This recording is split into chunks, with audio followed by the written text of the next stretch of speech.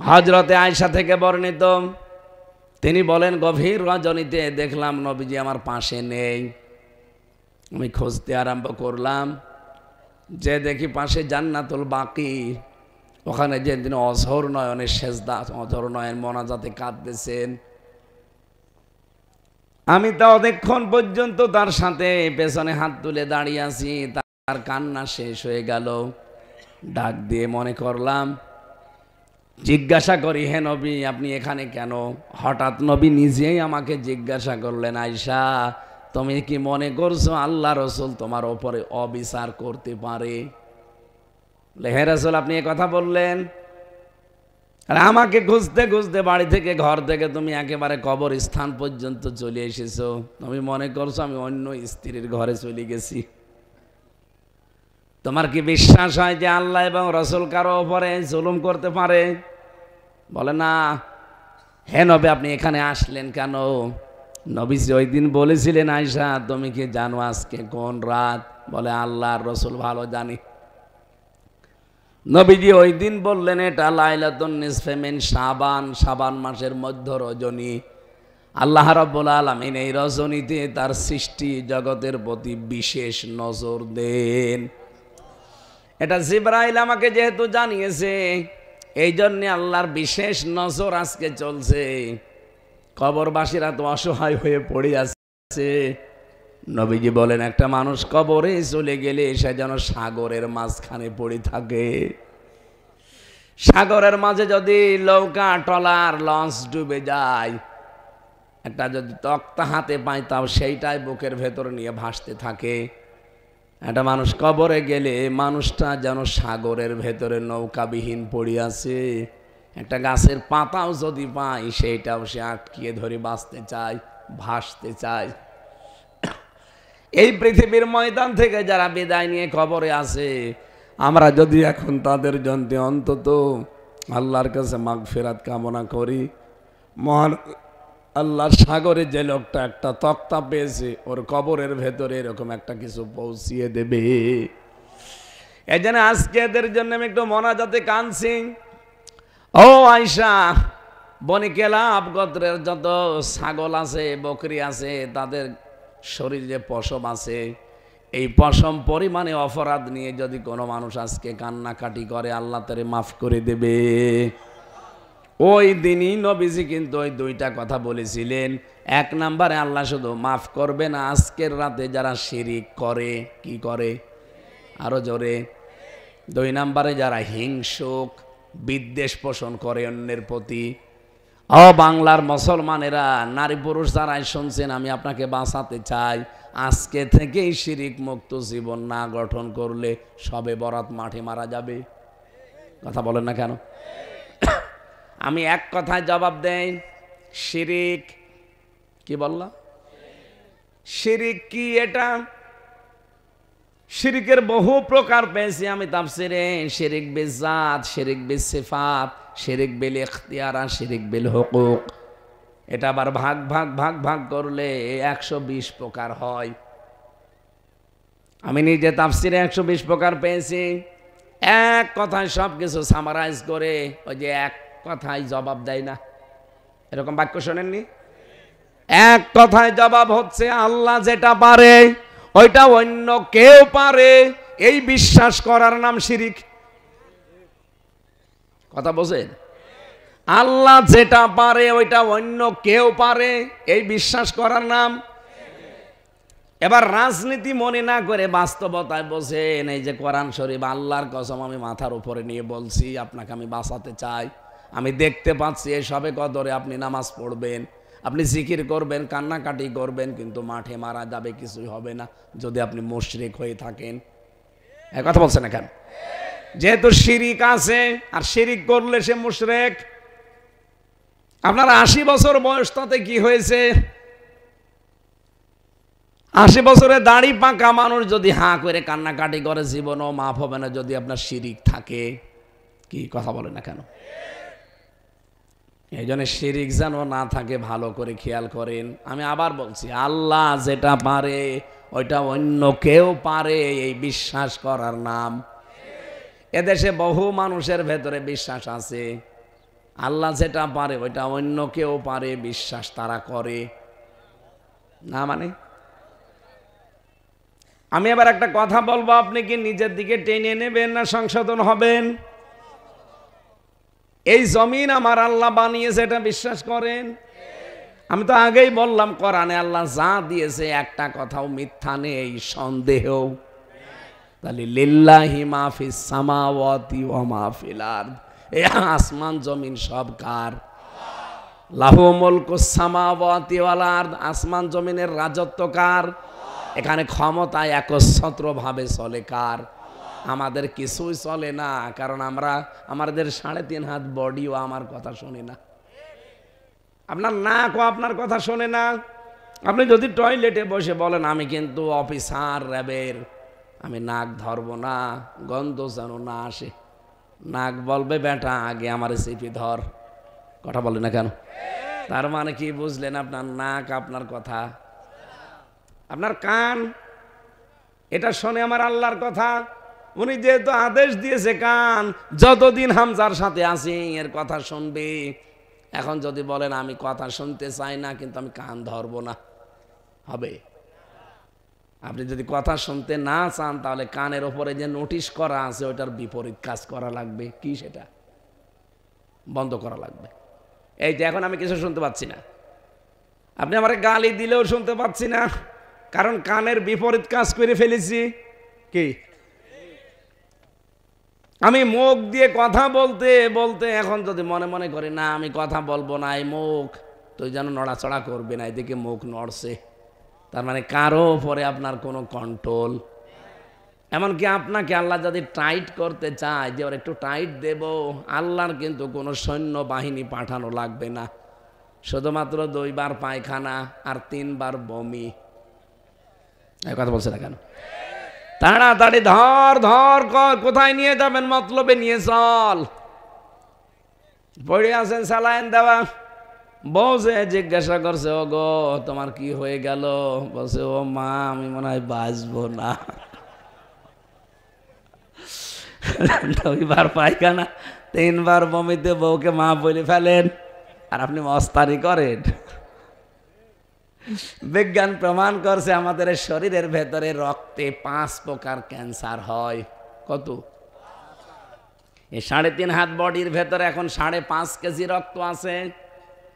এটা 280 মাইল বেগে রক্ত চলছে, একেবারে মাথার তালু থেকে পা পর্যন্ত 280 মাইল বেগে চলাচল করছে রক্তগুলো। এর ভেতরে আমার আল্লাহ যদি 5 প্রকারের 1 প্রকার ক্যান্সার লাগিয়ে দেয়, 14 বংশ বিক্রি করে একটা ঔষধের পয়সা হবে না, আর আপনি মস্তানি করেন।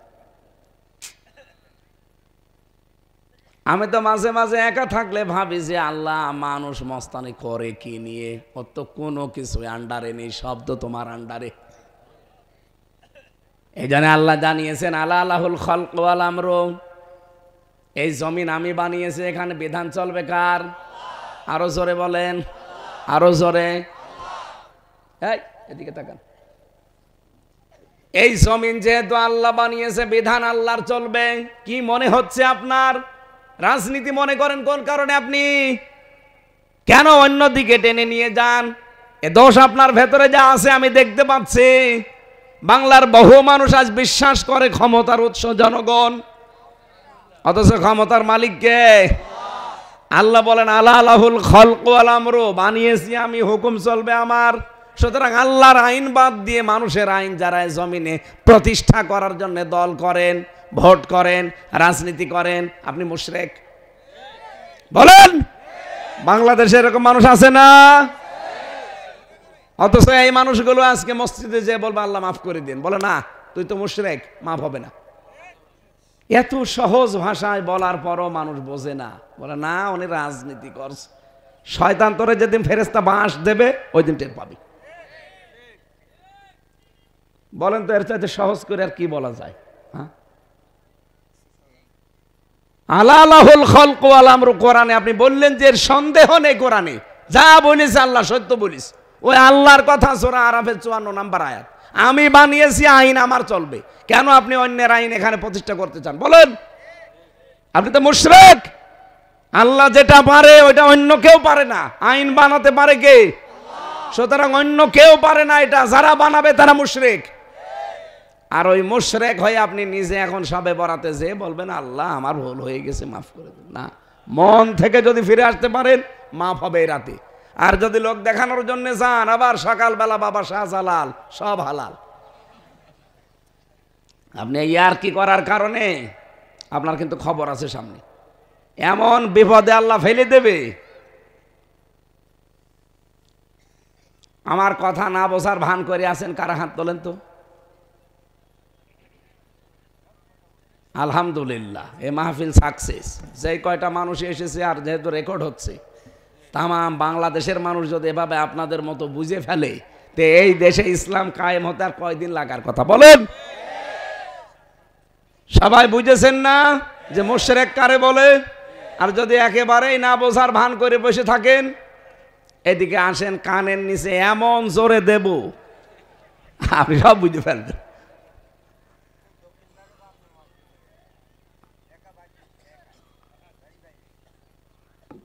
তাহলে আমার বোঝানোর বিষয় ছিল আল্লাহ মুশরিকদেরকে যেন মাফ করবে না। আমরা কোনো শিরিকের ভেতরে নেই। আপনারা আমল কম হোক, আপনারা আমল মামল একটু কম হোক, অসুবিধা নেই, আল্লাহ জান্নাত দেবে, কিন্তু শিরিক থাকলে হবে না। অকদিমনা ইলা মা আমিলু মিন আমালিন ফাজআলনাহু হাবাম মানসুরা।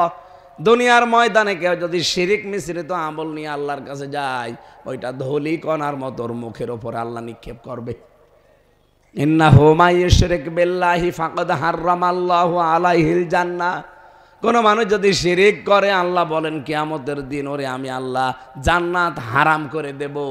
মাআওয়াহুন নার, তার স্থান হবে জাহান্নামের আগুন। আমালিজ জালিমিনা মিন আনসার, এদের জন্য কোনো সাহায্যকারীও থাকবে না। বলেন নাউজুবিল্লাহ। এজন্য আজকে থেকে এখনই আমরা পবিত্র হব শিরিক থেকে। জীবন চলে যাক, শিরিক করব। হযরত লোকমানের নাম শুনেছেন আপনারা? এই লোকটা এত কালো ছিল, হাড়ির তলা দেখেছেন, এর চাইতেও কালো। তো চেহারার যে বর্ণনা আমি তাফসিরে পড়েছি, ঠোঁট ছিল মোটা, এরপরে ঠোঁট ঝোলা, শরীরের যে বর্ণনা দিলাম, এ একবার দেখলে আর একবার দেখতে মন চাবে। ছাগলের কান কাটার মতো ছিল তার কান, চুলগুলো ছিল উস্কো খুস্কো। গরিব মানুষ তো, রাখাল ছিল, রাখাল। অথচ লোকটাকে আল্লাহ এত বেশি জ্ঞান দিয়েছিলেন। তার জ্ঞান দেওয়ার পেছনে তার কারণটা কি আমি পেয়েছি। তিনি তার সন্তানকে একবার ডাক দিয়ে বলেছিলেন, ইয়া বোনাইয়া লা তুশরিক বিল্লাহ, হে আমার সন্তান, তুমি যাই করো দুনিয়ায় শিরিক করবা না। ইন্না শিরকা লা যুলমুন আযীম, শিরিক হচ্ছে এই পৃথিবীতে বড় জুলুম। আল্লাহ রাব্বুল আলামিন হযরত লোকমানের এ কথাটা এত বেশি পছন্দ করেছিলেন, এত বেশি তার কাছে মনোপুত হয়েছিল। হযরত লোকমান তো তার ছেলেকে বলেছিলেন, আর আল্লাহ তামাম দুনিয়ার সব ছেলেকে বললেন, তোর মা বাবার সাথে তোর সম্পর্ক কিন্তু আমি আল্লাহর পরেই। হযরত লোকমান পরিচয় করিয়েছিলেন সন্তানকে কার সাথে? আর আল্লাহ নিজের সন্তানকে পরিচয় করাচ্ছেন তার মা বাবার সাথে। এজন্য শিরিক থেকে যদি আমরা আমাদের সন্তান, আমাদের ছেলে মেয়ে, স্ত্রী পুত্র, আমাদের সমাজ, আমাদের দেশবাসীকে আমরা সতর্ক করি, বোঝাতে পারি, বিরত রাখতে পারি, আল্লাহ আমাদেরকেও লোকমানের মতো চিরন্তন করে দেবেন। এমনকি চিরন্তন যে জান্নাত, সে জান্নাতের অধিবাসী আমাদেরকে আল্লাহ বানাবেন। ইন্নাল্লাহা লা ইয়াগফিরু আন ইউশরাকা বিহি ওয়া ইয়াগফিরু মা দুনা যালিকা লিমান ইয়াশা। দুনিয়ার সব অপরাধ আমি আল্লাহ মাফ করে দিলেও দিতে পারি, কিন্তু শিরিক মাফ। আল্লাহ তুমি আমাদের বাঁচাও, বলে না আমিন। 2 নম্বরে যেহেতু আল্লাহ মাফ করবে না, কাদের? বিদ্বেষ পোষণকারী, হিংসুক। এত হিংসা মানুষের মনের ভেতরে, যা আমার হোক অন্যের যেন না হয়, এটার নাম কি? বলেন বলেন। আপনি কি করবেন দুনিয়ায় আপনার হয়ে অন্যের না হয়ে? কেন? আমার হচ্ছে হোক, ওরও যেন হয়। তাহলে আপনার আমল নষ্ট হবে না। আর আমারই হোক, ওর যেন না হয়, ওরটা যেন আরো নষ্ট হয়। এটা করলে আপনি যাই করছেন, নামাজ রোজা দান সাদকা সব ধ্বংস হয়ে যাবে। কাঠে আগুন লাগলে যেমন কাঠ পুড়ে শেষ হয়ে যায়, ভেতরে হিংসা থাকলে ঠিক ওইভাবে পুড়ে যায়। একটা গল্প পড়েছিলাম, এত হিংসা একটা লোকের মনে। এই মাঠে চাষ করতে করতে একটা পাথর পেয়েছে। পাথরটা নিতে নিতে লিখেছে ঘষা। দৈত্য বের হয়ে বলছে, মালিক কি চান? কি চাই মানে? হ্যাঁ, আপনি যা চাবেন আপনাকে আমি তাই দেব, কিন্তু আপনাকে যা দেব আপনার পাশে যে থাকবে তার ওইটা ডবল হয়ে যাবে। বলছে আমার দরকার নেই। বাড়িতে যে পাথর রেখে দিয়েছে, স্ত্রীকে বলছে, শোনো, কুদরতের পাথর, জাদুর পাথর, এটা আশ্চর্য পাথর। আমি মাঠে গেলাম চাষ করতে, কিন্তু এই ঘষা যেন না লাগে। মেয়ে লোককে যেটা নিষেধ করবে ও চুরি করে আগে করবে। যে স্বামী গেছে মাঠে, ও বলছে ঘষা যেন না লাগে, দিয়েছি এক ঘষা। দৈত্য বেরিয়ে বলছে, কি মালিক কি চান? কি চাই মানে? হ্যাঁ, আপনি যা চান আমি তাই দেব। ও তো আর জানে না যে এর ভেতরে কি রহস্য। ও বলছে, কি চাবো? আমার বাড়ি ঘরের অবস্থা দেখো না, এই কুড়ে ঘর, আমি একতলা বাড়ি চাই। ও তো জানে না যে পাশের বাড়ি কয়তলা হবে। স্বামী এসে খুব কষ্ট করে বাড়িতে গিয়ে বলছে, কি কি করেছো? বলছে, কি করবো? পাথর কই? বলছে, ঘষা দিয়ে ফেলিস। তুমি তো ঘষা দিলে, বাইরে এসে দেখো। পাথর আবার নিয়ে আসো। পাথর নিয়ে এসে ঘষা দিয়ে দৈত্য এসেছে, বলছে, কি আবার? বলছে, মালিক কি চান আপনি? বলছে, কি চাই বোঝো না? আমার 1 চোখ অন্ধ করে দে। আমার যদি 1 চোখ কানা হয়ে যায়, সবার কয় চোখ কানা হবে?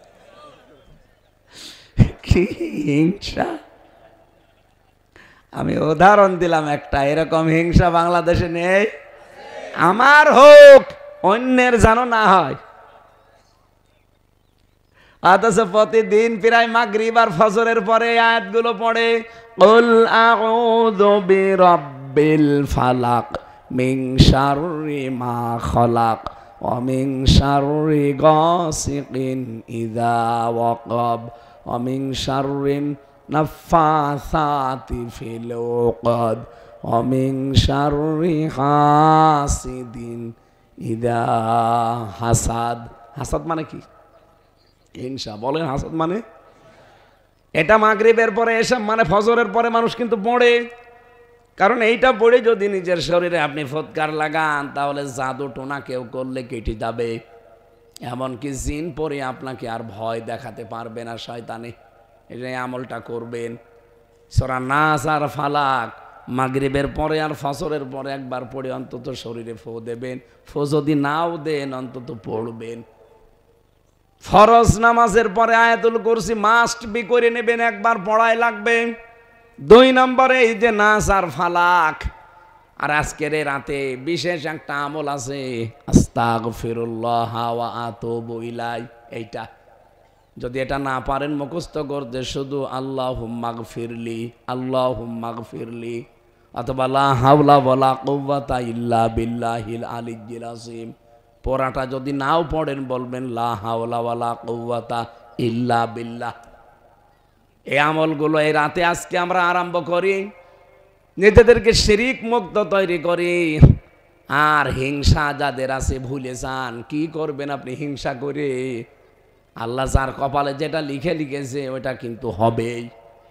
এই যে ফিহা ইফরাকু কুল্লু আমরিন হাকিম, আল্লাহ বলেন এই গুরুত্বপূর্ণ রজনীতে আমি কিছু সিদ্ধান্ত নিয়ে নেব আজকে।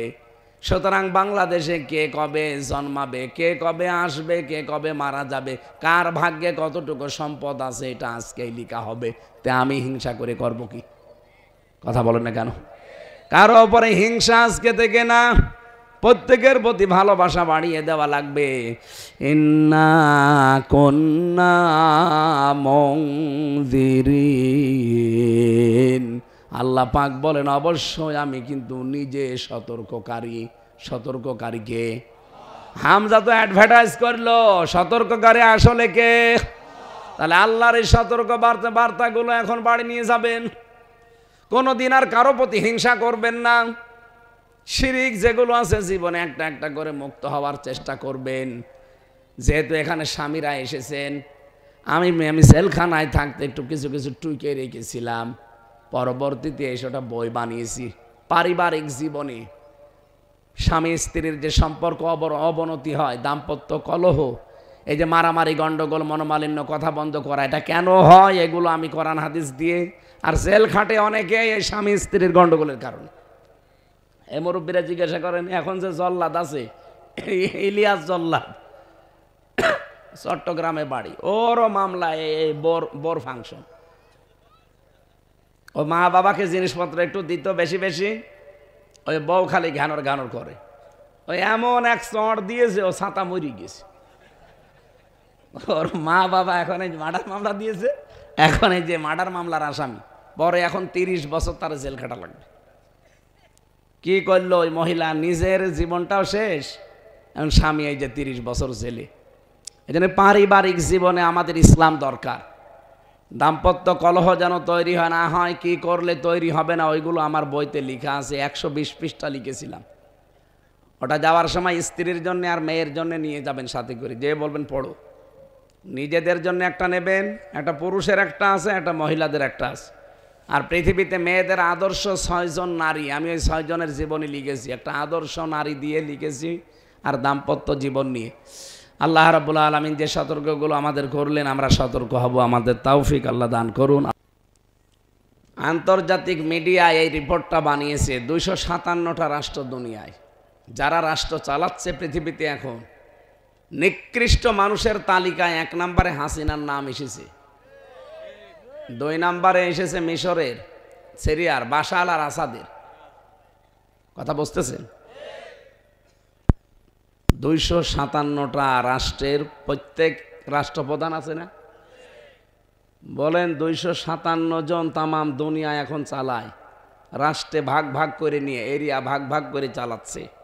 তার ভেতরে আমাদের এই মহিলা 1 নম্বরে নিকৃষ্ট মানুষ। ওনার এই নিকৃষ্ট হওয়ার পেছনে কয়েকটা কারণ দেখলাম দিয়েছে। তার 1 নম্বরে আয়নাঘর। এটা পৃথিবীর ইতিহাস পাল্টিয়ে ফেলেছে। মানুষ যে এত নিচে নামতে পারে, এটা করেছিল শুধু হিংসার বশবর্তী হয়ে। যার যার ওপরে তার হিংসা লেগেছে তাকেই সে ধ্বংস করে দিয়েছে। আপনি দেখেন, যার ওপরে তার হিংসা ছিল একটাকেও রাখে নাই। খালেদার ওপরে হিংসা ছিল, 1 কাপড়ে বাড়ি থেকে বের করে দিয়েছে। 6টা বছর বিনা কারণে জেল খাটিয়েছে। যে মামলা তারে দিয়েছিল, এতিমের মাল আত্মসাৎকারী। আর আপনি কি করলেন? যাওয়ার সময় যে 14টা ব্রিফকেস নিয়ে গেলেন, ওর ভেতরে তো মাটি ভরা ছিল। ওনারে আপনি এতিমের মাল আত্মসাৎ করেছে, এই টাকার মামলা দিলেন, অথচ ওই টাকা 6 গুণ বৃদ্ধি হয়েছে, তার আরও পুরস্কার দেওয়ার দরকার ছিল। আর আপনি 14টা ব্রিফকেসে জানিয়ে গেছেন, কিয়ামত পর্যন্ত হায়াত পেলেও আপনার টাকা ফোরাবে না, আমরা তো জানি। তাহলে আপনার কত বছর জেল হওয়া দরকার আপনি কি টের পাচ্ছেন? এই জন্য কোরআনে আল্লাহ 2 বারে আয়াত দিয়েছেন সূরা মায়েদা। এই এদিকে তাকান, অলা ইয়াজরিমান্নাকুম শানাআনু কওমিন। আল্লাহ পাক বলেন, কোন ব্যক্তি, কোন গোষ্ঠী, কোন জাতি, কোন দল, তাদের উপরে হিংসার বশবর্তী হয়ে তোমার উপরে হয়তো অত্যাচার করেছিল, ওইটা মনে করে এমন কোন কাজ তাদের উপরে করবা না যে তোমার অত্যাচার ছাড়িয়ে চলে যায়। আমরা 5 বছর হয়তো অত্যাচার করেছিলাম, কিন্তু এত বেশি করি না, যায় 15 বছরে পেয়েছি। এদেশে যদি কারো উপরে কিছু না হয়, অন্তত 1700 মানুষ আয়না ঘরে ছিল, এদের জন্য বিচার হওয়াই দরকার। এত নৃশংস, এত হিংসুক হতে পারে মানুষ, ভেতরের অবস্থা আপনার এত পশুর চাইতেও খারাপ।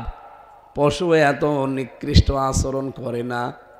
একটা মানুষকে হাত পেছনে বেঁধে 12 বছর আপনি এক ঘরের ভেতরে আটক করে রেখেছেন। আয়না ঘরটা কয়েকদিন আগে আপনারা দেখলেন, প্রধান উপদেষ্টা ডক্টর মোহাম্মদ ইউনূস দেখতে গিয়েছিল। সেনাপ্রধান বলছে না, দেখা যাবে না। তারপরও বাধা উপেক্ষা করে সে গেছে। এমন একটা সময় গেছে, আপনি টের পেয়েছেন। ওদিকে মোদি গেছে আমেরিকায় ডোনাল্ড ট্রাম্পের কাছে বাংলাদেশ সম্পর্কে নালিশ দিতে, আর ঠিক ওই দিনই জাতিসংঘ রিপোর্ট দেবে। বিশ্বের আন্তর্জাতিক মিডিয়াগুলো ডক্টর ইউনূস নিয়ে বলছে, এই দেখেন ওর ফিরিস্তি। মোদি দাদার মুখ আছে। তারপরেও যেহেতু পৃথিবীর সব কাফেররা সব এক, রসুনের পেছনে যেমন এক, কাফেররা সব কি ও মদ খাওয়া দাদা আছে, যা বলছে ও মাতাল তাই শুনছে।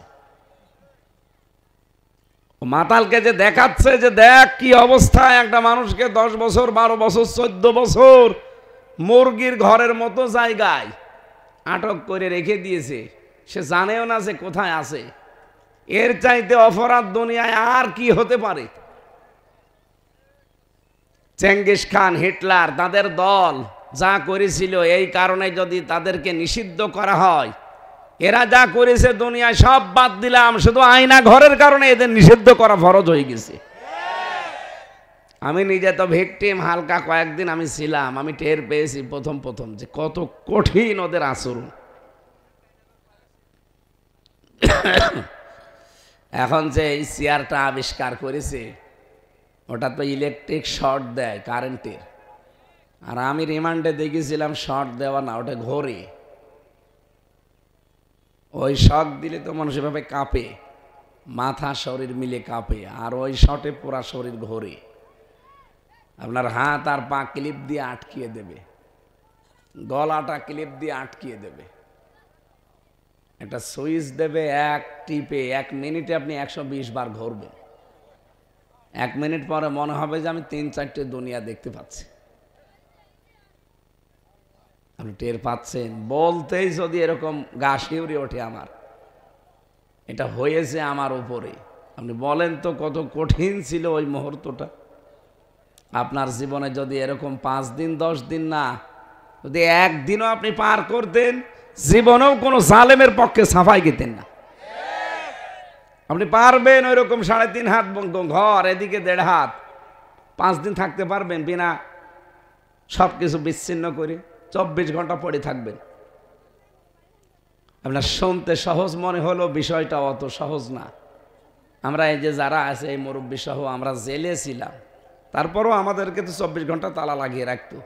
ওনারা ছাড়া ছিল। জেলখানা তো আর মন মতো চলা যায় না। মন মতো চলা যায়? যা বলবে ওরা তাই করা লাগে। আমাদের যোগাযোগ বিচ্ছিন্ন করে রেখেছিল। তারপরও কারারক্ষীদের মাধ্যমে বিভিন্ন কায়দায় তো মাঝে মাঝে খবর পেতাম। এত কঠিন সময় গেছে, মনে হচ্ছে একদিন যায় 1 বছর হয়। আর এই লোকটা, এই যে ব্যারিস্টার আরমান, 8টা বছর এক ঘরের ভেতরে, কি অবস্থা ছিল! আপনি নিজে ওই জায়গায় একটু নিজেকে দাঁড় করান তো, আপনি পারবেন? 8টা বছর এক ঘরের ভেতরে কাটিয়ে দিয়েছে। ও কোথায় আছে নিজে জানেও না, এমনকি নিজের নাম ভুলে গিয়েছিল। আমার নাম যে আরমান আমি ভুলে গেছি, কারণ 8 বছরে আমাকে কেউ ডাকে না। আমার নাম যে আরমান, কেউ আমাকে ডাকে না।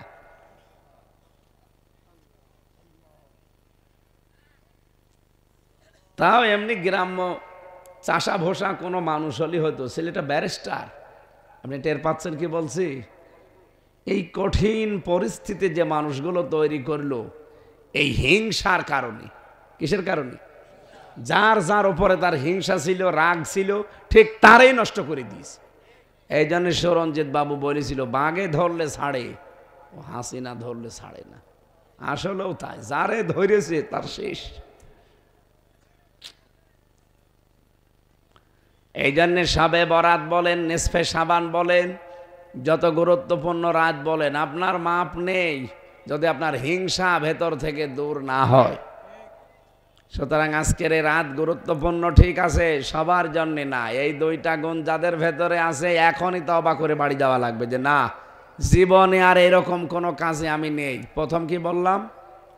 শিরিক। বলেন বলেন। আল্লাহ রাব্বুল আলামিন বলেন, হামিম, এটা নবীজির নাম কেউ কেউ জানিয়েছেন, কোন কোন মুফাসসির বলেন না, এটার অর্থ শুধু আল্লাহ জানে আর কেউ জানে না। 2 নম্বরে ওয়াল কিতাবিল মুবিন, স্পষ্ট কিতাবের কসম করে বলছি। আল্লাহ নিজে যেহেতু কসম দিচ্ছেন, বিষয়টা একেবারে সহজ না, গুরুত্বপূর্ণ বিষয়। তিনি কসম দিলেন স্পষ্ট কিতাবের, কি জানাতে চাইলেন? ইন্না আনজালনাহু ফি লাইলাতিম মুবারাকা, অবশ্যই আমি আল্লাহ মহিমান্বিত রজনীতে অথবা বরকতময় রাতে এই কোরআনকে নাজিল করেছি। ইন্না কুন্না মুনজিরিন, আর আমি নিজেই সতর্ককারী। জোরে বলেন সুবহানাল্লাহ। এই আয়াত থেকে কয়েকটা তথ্য পেলাম আমরা, আপনারা আছেন তো? 1 নম্বরে আল্লাহ বলেন আমি নিজে নাজিল করেছি কোরআনে কারিমকে। তাহলে কোরআন নাজিল করেছে কে? এই জন্যে এর ভেতরে কোনো ইখতিলাফ, এর সাথে ওর কথা মিল নেই, এদের সাথে ওইটা মিলে না, এমন কথা আপনি পাবেন না। ওয়ালাউ কানা মিন ইনদি গায়রিল্লাহি লাওয়াজাদু ফীহি ইখতিলাফান কাসীরা, এটা আল্লাহ বাদে যদি অন্য কেউ নাজিল করতো তাহলে এর ভেতরে বিভিন্ন বৈপরীত্য আপনি দেখতে পেতেন। তাহলে এটা প্রমাণ হয়ে গেছে এটা আল্লাহ বাদে কেউ নাজিল করেনি।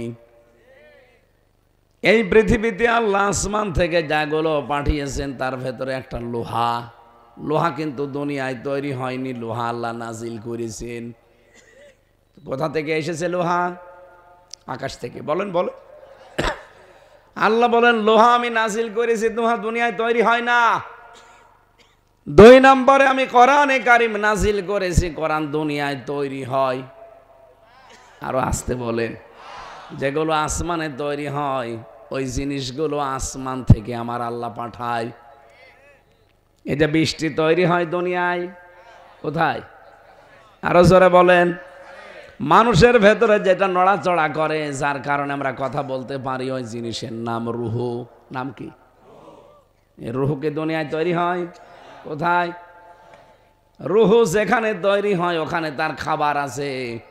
দুনিয়ায় যেহেতু তৈরি হয়েছে আমাদের এই বডি, এই জন্যে দুনিয়ায় এই বডির খাবার আমার আল্লাহ দুনিয়ায় তৈরি করে দিয়েছেন। যেখানে যেটা তৈরি হয় সেখানে তার খাবারও তৈরি হয়। আল্লাহ রুহ বানিয়েছেন আসমানে, কোরআনে কারিম তৈরি করেছেন আসমানে, লোহা বানিয়েছেন আসমানে, বৃষ্টি তিনি তৈরি করেন আসমানে। এই জন্য ওইগুলো সব আমার আল্লাহ নাজিল করেছেন, আর ওর ঔষধও তার কাছে আছে।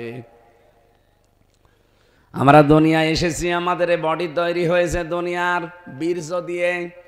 এই যে ঘাস ফসলাদি ফল ফলাদি এগুলো সব মাটি থেকে উৎপন্ন হয়। এগুলো আমার বাবা আর মা খেয়েছে, বাবার বীর্যটা মায়ের রেহেমের ভেতরে পড়েছে। আসলে কিন্তু মাটি, আসলে কি? আপনি বীর্যটা এক জায়গায় ফেলে রাখেন, দেখেন রোদ যখন ওর উপরে পড়বে কিছুক্ষণ পরে দেখবেন শুকিয়ে দানা বেঁধে গেছে। ওটা কয়েকদিন পরে মাটির সাথে দেবেন, একেবারে মাটি মিহি করে ফেলবে, মিশে যাবে। তার মানে আসল জিনিস মাটি। বলেন বলেন। কোরআনে কারিমে আল্লাহ এর জন্য জানিয়েছেন মিনহা খলাকনাকুম অফিহা নুঈদুকুম অমিনহা নুখরিজুকুম তারাতান উখরা। তোমাকে এই জিনিস দিয়ে আমি আল্লাহ বানিয়েছি। এই জিনিস মানে সরাসরি যদিও আল্লাহ আমাদেরকে মাটি দিয়ে বানাননি, হ্যাঁ একজনকে আল্লাহ মাটি দিয়ে বানিয়েছিলেন, তার নাম কি? আদম আলাইহিস সালাম। শুধু একটা মানুষকে আল্লাহ সরাসরি মাটি দিয়ে বানিয়েছেন, আর আমাদেরকে আল্লাহ বানিয়েছেন মাটির নির্যাস দিয়ে। খলাকাল ইনসানা মিন সালসালিন কাল ফাখর। আল্লাহ পাক বলেন মানুষ আমি ঠনঠনে মাটি দিয়ে প্রথমে বানিয়েছিলাম, আর তোমরা যারা আদমের সন্তান কিয়ামত পর্যন্ত দুনিয়ায় আসবে কাউকে সরাসরি মাটি দিয়ে বানাইনি, মাটি থেকে যা উৎপন্ন হয় ওইটা দিয়ে, তার মানে নির্যাস দিয়ে। বিজ্ঞান প্রমাণ করছে মাটি দিয়ে যেহেতু আদমকে বানানো, মাটির ভেতরে কমপক্ষে 10টা উপাদান পাওয়া যায়। কয়টা? আপনি আমাদের শরীরের ভেতরে এখন আপনি মেরে ফেলেন, আমাকে কোনো মেশিনের ভেতরে শুকিয়ে ফেলেন, দেখবেন 10টা জিনিস একটা একটা করে বের হবে। এই মাটি এখান থেকে তুলে নিয়ে যান গাজীপুরের মৃত্তিকা গবেষণাগার আছে, মাটি গবেষণা করে, ওখানে নিয়ে আপনি পরীক্ষা করবেন, দেখবেন 10টা জিনিস একটা একটা করে বের হয়ে চলে আসবে। এ মাটির ভেতরে আছে silicon, iron, magnesium, potassium, oxygen, hydrogen, nitrogen. 10টা জিনিস আল্লাহ এক জায়গায় করে মাটি বানিয়েছেন। রব্বুল আলামিন বলেন, মানুষকে আমি আল্লাহ মাটির নির্যাস দিয়ে তৈরি করলাম, এরপরে দুনিয়ার এই ময়দানে নিয়ে আসলাম। বাবা মায়ের দায়িত্ব শুধু ছিল বিছানায় থাকা, বাকি তারা কিছুই করেনি। ওই বীর্যটা থেকে শুরু করে হামজা পর্যন্ত আমি আল্লাহ নিজে বানিয়েছি। আর কারো কি কোনো ভূমিকা আছে? না। বাবা তো বীর্যটা ফেলেই দিয়েছিল, ওইটা যদি আমার আল্লাহ নষ্ট করে দিতেন, কিয়ামত পর্যন্ত দুনিয়ায় আপনি আসতে পারতেন। তা আপনি কি নিয়ে মাস্তানি করেন? কি নিয়ে আপনার এত অহংকার?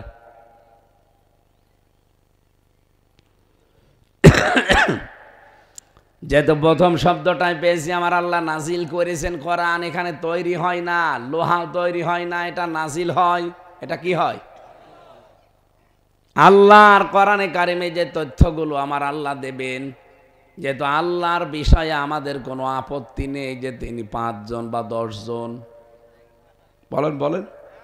অন্য ধর্মের কাছে কথা বললে আমি ওই ধাঁচে বলতাম। এই যে সিঙ্গাপুর, মালয়েশিয়া, থাইল্যান্ড সহ কয়েকটা দেশে গিয়েছিলাম, সেখানে বেশিরভাগ ইহুদি, খ্রিস্টান, বৌদ্ধ। ওদের সামনে তো আর এভাবে একজন আল্লাহ বলা যায় না, কারণ ওরা এক আল্লাহ বিশ্বাসও করে না। ওদের সামনে কথা বলতে হলে ওদের ধর্মীয় কিছু নিয়ম নীতি আগে সামনে নিয়ে আসা লাগে, এরপরে কোরআনে কারিম, এরপরে বিভিন্ন নবীদের, ওরাও নবী মানে, কিন্তু নবীদের নাম তারা পাল্টিয়ে দিয়েছে। বাইরের দেশগুলোতে আমি খ্রিস্টানদের সাথে মিশে দেখেছি, যদি জিজ্ঞাসা করি তোমাদের নবীর নাম কি, বলে যিশু। যিশু মানে ঈসা আলাইহিস সালাম। ইহুদির সাথে মিশলে জিজ্ঞাসা করে নবীর নাম কি, বলে যোসেফ। যোসেফ মানে মুসা আলাইহিস সালাম। আপনি বৌদ্ধদের সাথে মিশবেন, যে তোমাদের ধর্মীয় গুরুর নাম কি, বৌদ্ধদেব। কি একটা নাম আছে না ওদের, গৌতম বুদ্ধ। ওটাকে ওরা আমরা নবীর মতো মনে করে। এই পৃথিবীতে সেই ধর্মের লোকের সাথে মিশি, তারা নিজেদের ধর্মীয় গুরুর নাম বলে, অথবা নবীর নাম বললে পাল্টিয়ে বলে। আমাদেরকে আল্লাহ রাব্বুল আলামিন যে বিশ্বাসে পাঠিয়েছেন, যেই ধর্মে, যেই এলাকায়, এখানে যেহেতু আমরা মুসলিম, এক খোদায় বিশ্বাসী, এই জন্য ওই কথাগুলো আমাদের বলা লাগছে না। কোরআন আল্লাহর কিতাব, এটা 100% আমাদের বিশ্বাস আছে, হয়তো মানতে পারি না বাস্তবে 100%। তাই কথা বলেন না কেন? কিন্তু এটা যে আল্লাহ নাজিল করেছে, এর ভেতরে কোনো অবিশ্বাস, আর এর ভেতরে যা আছে সব সত্য কথা, এ বিষয়ে কোনো সন্দেহ, যা আছে সব সত্য না, 2-1টা একটু হালকা মিথ্যা আছে। এটা যদি সত্যি আমরা 100% বিশ্বাস করে থাকি না, যে যা আছে একটা চুলো অপরিমাণ বিশ্বাস, অবিশ্বাসের কিছু নেই, তাহলে এখন থেকে আমি যে কথাগুলো বলবো আপনি মনে করবেন যে 100% সত্য কথা। আর যদি বিশ্বাস আপনার হয় যে হ্যাঁ, হামজা ওর বাবার কথা না, কোরআনের কথা যেহেতু বলছে, এগুলো 100% সত্য, আমার জীবনে যদি এখন না মেলে, এই রজনী এসে আমার লাভ কি? রমজান মাস আসলেও সবার লাভ হয় না। 3 প্রকার মানুষকেও রমজানে আল্লাহ ক্ষমা করে না। 1 নম্বরে যারা মা বাবা পায় কিন্তু খেদমত করে তাদের খুশি করতে পারে না, তাদের আল্লাহ রমজানেও মাফ করে না। 2 নম্বরে যে মানুষগুলো রমজান মাস পাওয়ার পরও নিজের অপরাধ মাফ করিয়ে নিতে পারে না, তাদেরকেও আল্লাহ মাফ করেন না। 3 নম্বরে বিশ্বনবীর নাম শোনার পরে যারা যথাযথভাবে দরুদ পড়ে না, তার মানে কি? না না, শুধু মোহাম্মদ শোনার পরে সাল্লাল্লাহু আলাইহি সাল্লাম বলে দিলেন, হয়ে গেল। ইন্নাল্লাহা ওয়া মালাইকাতাহু ইউসাল্লুনা আলান নাবী ইয়া আইয়ুহাল্লাযীনা আমানু সাল্লু আলাইহি ওয়া সাল্লিমু তাসলিমা। কি বলা হয় এখানে? আপনি সারা জীবন তো শুনছেন এই আয়াতটা। আল্লাহ বলেন, অবশ্যই আমি আল্লাহ নিজে আর আমার যত ফেরেশতা বানিয়েছি সবাই। এখানে আল্লাহ মালাকুন দেননি, মালাইকা বহুবচন। যত ফেরেশতা আল্লাহর আছে সবাই, এবং আমি আল্লাহ নিজে মিলি আমার রাসূলের ওপরে দরুদ পড়ি। তোমরা যারা ঈমানের দাবি করো তাদের ওপরে আমার নির্দেশ, সাল্লু, তোমরাও দরুদ পড়ো, আলাইহি, তার উপরে, ওয়াসাল্লিমু তাসলিমা, যেভাবে দরুদ পড়া দরকার যথাযথভাবে। সাল্লিমু তাসলিমা মানে যথাযথভাবে, হক আদায় করে। এই যে হক আদায় করে দরুদ আমরা কি বুঝি? খালি মুহাম্মদ সাল্লাল্লাহু আলাইহি সাল্লাম পড়ে ফেললাম, হয়ে গেল, হক আদায় না। আপনি যে কথাটা দরুদে বলেছেন ওইটা আপনার জীবনে মিলানো লাগবে। কি কথা বলেন না কেন? আপনি যে বললেন আল্লাহুম্মা সাল্লি আলা মুহাম্মাদ, হে আল্লাহ তুমি দয়া নাজিল করো, রহমত নাজিল করো মুহাম্মদের উপরে। আল্লাহ সঙ্গে সঙ্গে কিন্তু আপনাকে জিজ্ঞাসা করছে, ওই মুহাম্মদ কে? আপনি কি বললেন? আল্লাহুম্মা সাল্লি আলা মুহাম্মাদ। কে? মুহাম্মদ কে? আপনি নিজেই পরিচয় তুলে ধরলেন, সাজ্জিদিনা, মুহাম্মদ আমাদের সকলের নেতা। সকলের কি? এটাকে বুঝে শুনে বলেন। যেহেতু আপনি বলেন এই কারণে একবার দরুদ পড়লে 10 বার আল্লাহর রহমত আপনার দিকে নাজিল হয়, এটা বিশ্বাস করেন তো? এই নিয়তে আপনি পড়ছেন যে মুহাম্মদ কিন্তু সাধারণ যেমন তেমন মানুষ না, উনি আমার বাবা না, উনি আমার দাদা না, উনি আমাদের নেতা। আমার না, আমাদের, বহুবচন। জামা মুতাকাল্লিম দিয়ে বলছেন সাজ্জিদিনা, তিনি আমাদের সকলের জন্য নেতা। শুধু নেতা না, উনি মাওলানা। এ দরুদ পড়া হয় না এলাকায়? আল্লাহুম্মা সাল্লি আলা মুহাম্মাদ সাজ্জিদিনা মাওলানা মুহাম্মাদ। এলাকায় কি পড়ে তো নাকি? আপনি আল্লাহর কাছে পরিচয় দিয়েছেন যে আমার মুহাম্মদ হচ্ছে সকলের নেতা, তিনি আমাদের মাওলানা। মাওলানা মানে অভিভাবক। মাওলানা মানে? মাওলানা মানে গাইডলাইন দাতা, যিনি পথ প্রদর্শন করেন, আরবিতে তাকে মাওলানা বলা হয়। এই যে আমাদেরকে আপনারা মাওলানা বলেন কেন? মাওলানা দেশে যদিও ভারত, বাংলাদেশ আর পাকিস্তান, এই 3টা দেশে আমি পেয়েছি। বিশ্বের বহু দেশে আল্লাহ আমারে নিয়েছে, 1টা 2টা না, বহু দেশে ছোট বয়সে গেছি। আমি আকিস গ্রুপে যেহেতু খতিব ছিলাম, এই কারণে ওরা আমারে নিয়েছে। তো একবারে ভিসা লাগিয়ে দিলে 50 কি 27টা দেশে যাওয়া যায়। সেই হিসাবে বিশ্বের বহু দেশে ওদের ব্যবসা চলে প্রায় 75টা দেশের উপরে। আকিস গ্রুপ নাম শোনেননি? ওদের সারা বিশ্বের 257টা রাষ্ট্র আছে, তার ভেতরে 75টা দেশে ওদের ব্যবসা আছে। যেখানে ওদের লোক আছে, ব্যবসাতে প্রতিষ্ঠান আছে, ওদের ম্যানেজার আছে, সেই হিসাবে মালিক সাথে করে আমারে নিয়ে যায়। খালি এই 3টা দেশ বাদ দিয়ে, বাংলাদেশ, ভারত, পাকিস্তান, এখানে বাদ দিয়ে বিশ্বের কোনো জায়গায় আমি কোনো আলেমের নামের আগে মাওলানা লেখা দেখিনি। তারা লেখে শায়েখ, কি লেখে? অথবা লেখে মহতারাম, অথবা লেখে উস্তাজ। কিন্তু মাওলানা শুধু বাংলাদেশে, ভারতে আর পাকিস্তানে, এই 3টা দেশে যারা লেখাপড়ে হয় দাওরা পাস করে, নাই কামেল পাস করে, তাদের লিখে দেয় কি? কেন লেখ? মাওলানা শব্দের শাব্দিক অর্থ কি বললাম? পথ প্রদর্শনকারী। আমরা যেহেতু একটা লেভেলে পৌঁছাই, কামেল পাস করে। কামেল মানে পরিপূর্ণ। কামেল মানে কি?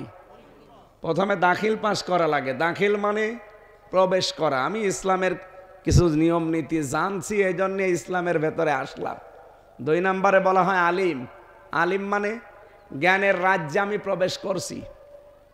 আমি এখনো জ্ঞানী হয়ে পারিনি, জ্ঞানের রাজ্যে আমি যাচ্ছি। এই জন্য ইন্টার পাস বা আলেম পাস করলে মানুষ এই 3 নম্বরে বলে ফাজিল। ফাজিল মানে ফাজিল, ফাজিল মানে ফজিলত, ফাজিল মানে কি মর্যাদা। ফাজিল পাস যারা তারা মর্যাদায় উত্তীর্ণ হয়। আর কামেল, কামেল টাইটেল পাস বলে। কামেল মানে পরিপূর্ণ।